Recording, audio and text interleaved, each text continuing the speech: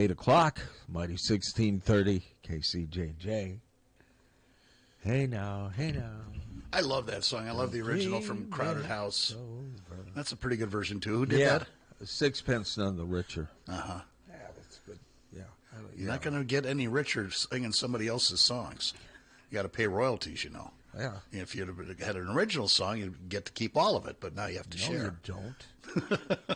No, you don't. You got to pay the publisher. Yes, I know all that crap. Yeah. You know what Sonny and Cher made off of I Got You, Baby? Not much. $40,000. Oh, that's too bad. Yeah. Yeah, it was a lot worse in the 60s and got before. Screwed. Yeah. And the artists have kind of stepped up now and are getting better deals. So, anyway, let's get to the task at hand, shall we? It's Giving Tuesday. It is, and Christine Hayes is here from the Shelter House. Good morning. How are you? Good morning. I'm doing all right. Thanks. How are you? Good. So, obviously, Giving Tuesday is a really neat concept set up by the nonprofit organizations to remind people that, you know, during the holiday season, it's especially important to give to the nonprofits. And what are some of the ways that you can give to Shelter House during this period of the holidays? Well, the easiest way is always to go to our website, shelterhouseiowa.org/donate. I mean, cash is the easiest way to give, right? And then we can always use it for whatever our greatest need is at the moment. We also regularly publish whatever items we need for in-kind donations. So this time of year, that's easy to heat up meals for our winter shelter. It's warm winter coats. It's boots without holes in the soles. So it's all of those basic things for folks who are out and about. Out and about, so exactly. And socks and hats are extremely important because you can keep your toes and your head warm.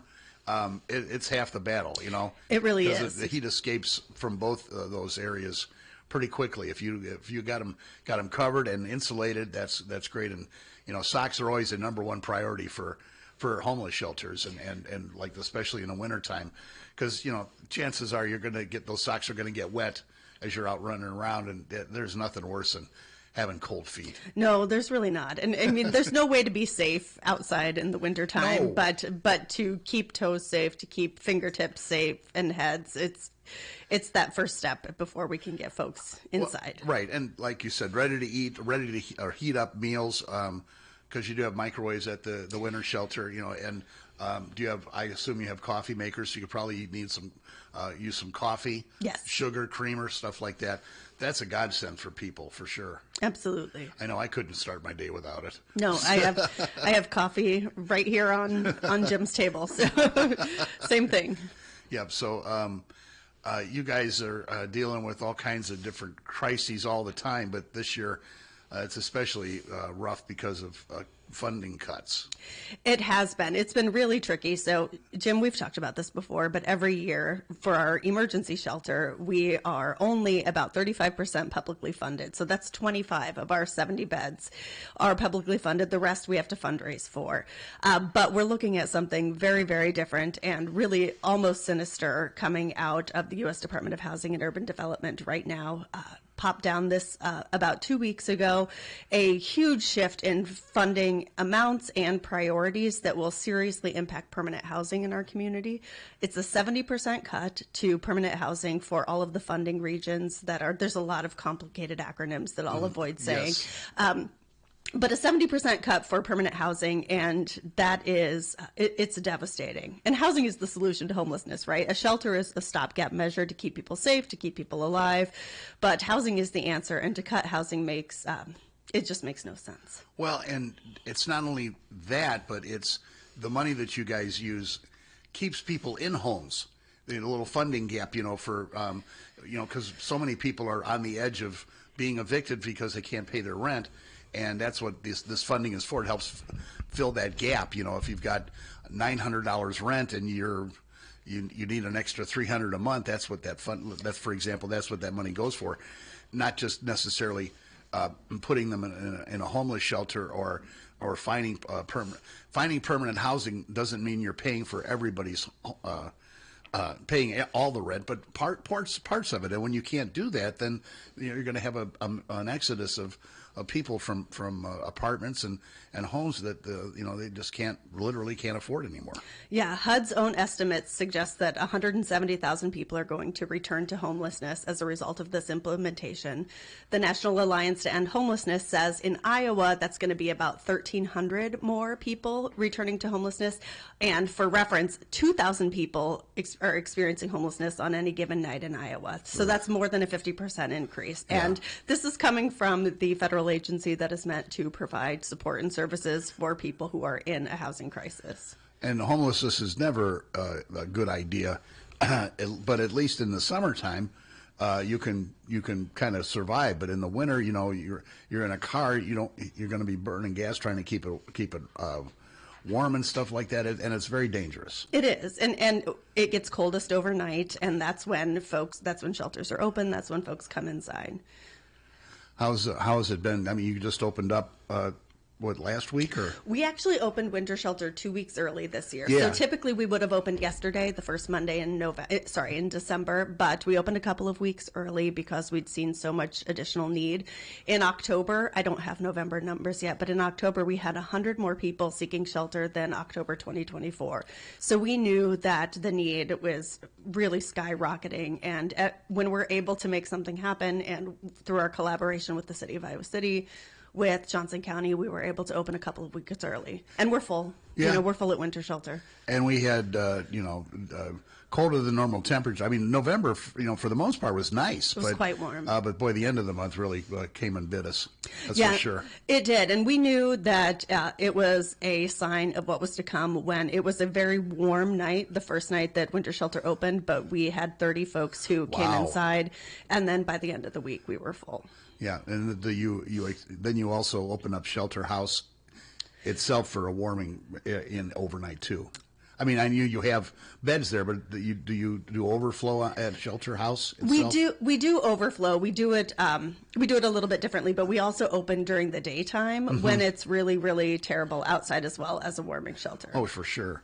And there are a lot of places that folks can go to warm up, whether it's walking around the mall or stopping at the library, and there's other places that you can get a meal and stuff like that. So the city is, this area is very helpful when it comes to that. But boy, when you get a cut like that, it's just, to expect like the county or the city to make up that gap is kind of a big, tall order. Well, it's not really possible. So we get $1.43 million from that grant every year. And that isn't this year, the entire 96 county region will only have $2.6 million. So we're clearly not getting 1.43 of that. Right. I'm sorry, I should say 2.6 for permanent housing. Yeah. And I know that, it's tough because I know that the county board of supervisors, they partner with you very well, and they're right on top of it. They're trying to address affordable housing, but in a college town, it's really hard to find decent housing on a limited budget. When you have a captive market of transient students, transient professors, and residents at the hospitals, it's a market that is able to and willing to pay whatever is asked for. So it makes it really, really hard for your average Iowa Cityan who is just looking for a place they can afford. Yeah, and it's a hard ask to developers to put up affordable housing when they can use the same land and make a lot of money on upper income apartments or condos. Yeah, it certainly requires some regulatory intervention. There's no doubt about it. Yeah, I mean, and I see these tiny house communities, and that sounds like a really good solution, but I don't know that that's been an initiative here in Johnson County. It's always, we talk about everything, right? We talk about all of the options. There are pros and cons of all of it. For when we're talking about the hardest to house people in the community, we also have 24-hour staffing on site, which is trickier. It's not to say it's not possible in something like a tiny house community, but when we're talking about Cross Park Place or 501, we have a front desk. It's staffed 24/7. It's really easy to contact the folks who are on staff.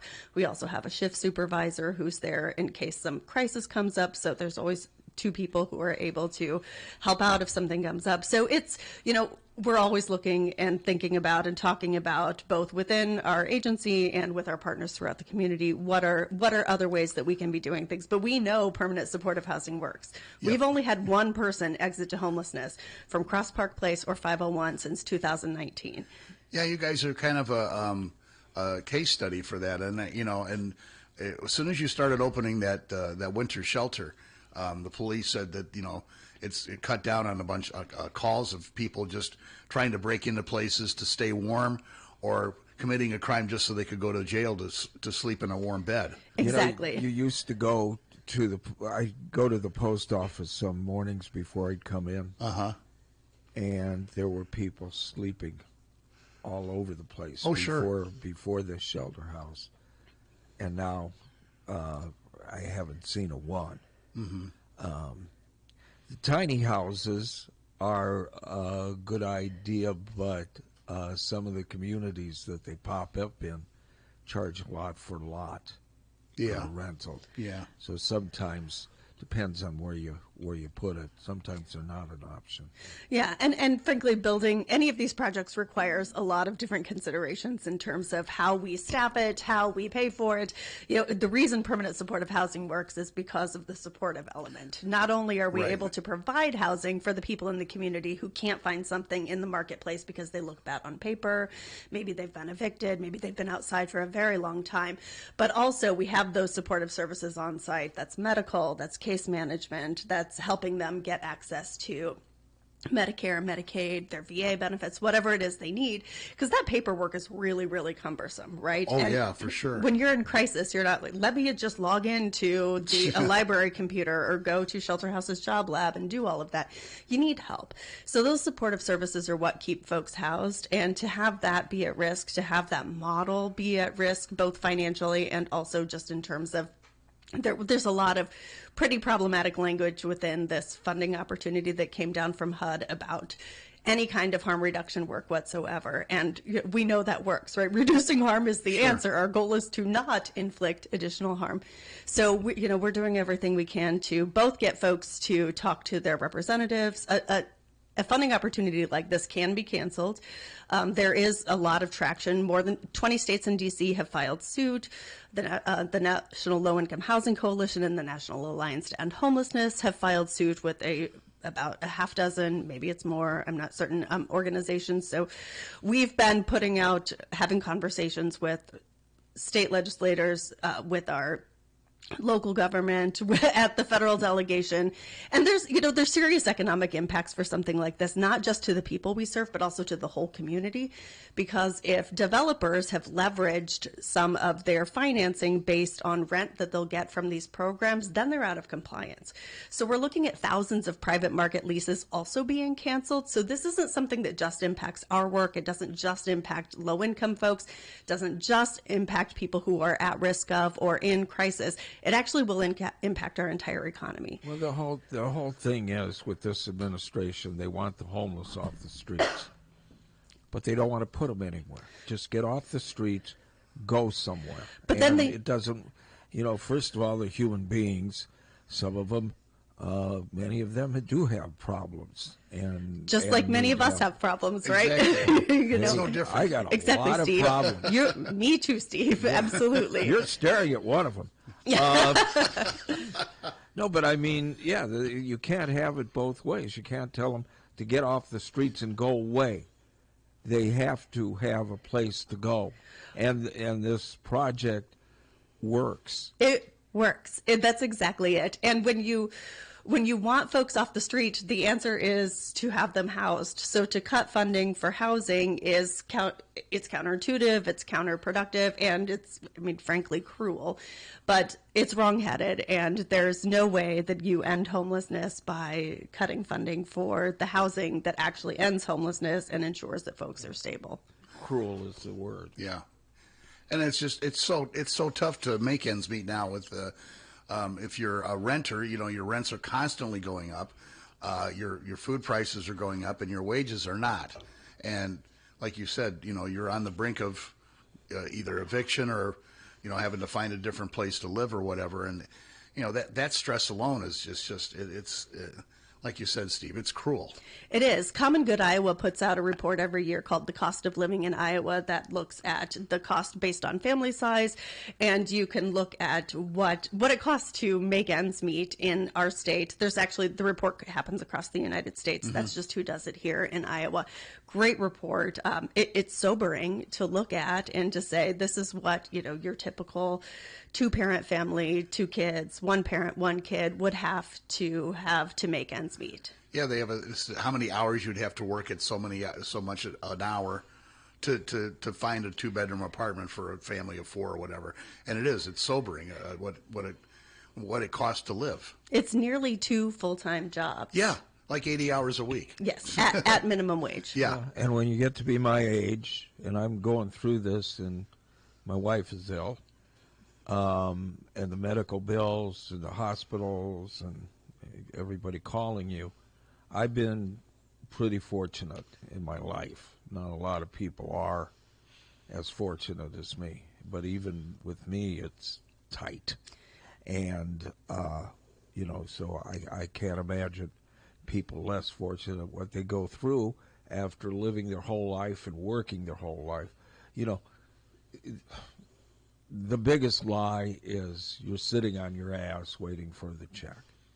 Right. And it is a lie. There are, you know, 98% of the people on this earth want to work. They want a purpose in life, and they've worked their ass off throughout their life, and then to end up with insurance doubling and medical bills going up.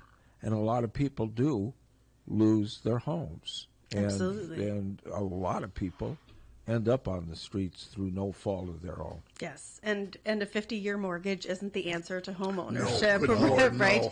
Not at There are so many solutions that are being proposed that make absolutely no sense. I was just telling Steve an hour ago that I got 2 solicitations for credit cards, one at 35.9% and one at 36%.